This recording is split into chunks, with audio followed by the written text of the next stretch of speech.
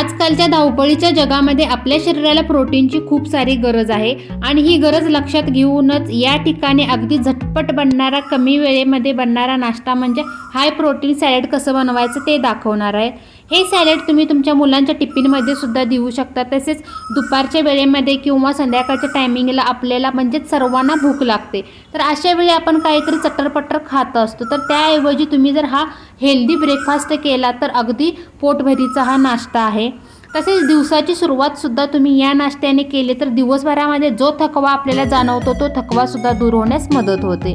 तर या ठिकाणी मी बारीक चिरलेला कांदा, टोमॅटो आणि काकडी घेतलेली आहे। तसेच किसलेलं गाजरसुद्धा या ठिकाणी घेतलेलं आहे।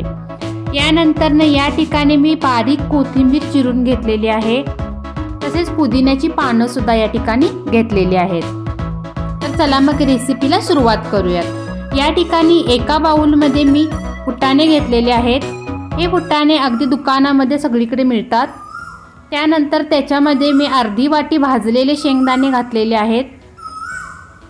बारीक चिरलेला कांदा, बारीक चिरलेली काकडी घेतलेली आहे।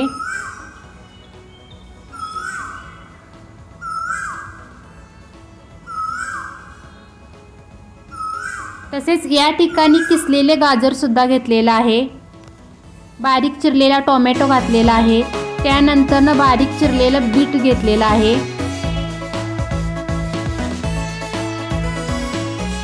तसेच डाळिंबाचे दाणे सुद्धा या ठिकाणी वापरलेले आहेत।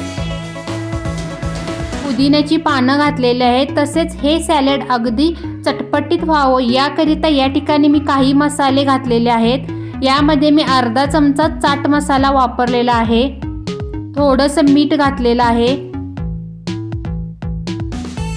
त्यानंतर थोडीशी अगदी चिमूटभर जरी लाल मिरची पावडर घातली किंवा लाल मिरच्या ऐवजी तुम्ही या ठिकाणी काळी मिरी पावडर सुद्धा या ठिकाणी वापरू शकता। तसेच जिऱ्याची पावडर वापरलेली आहे।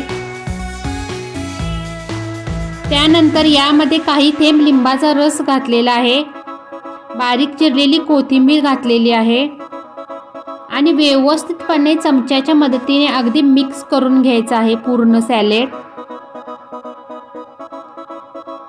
तर तयार झालं खाण्यासाठी अगदी हेल्दी ब्रेकफास्ट आहे हा।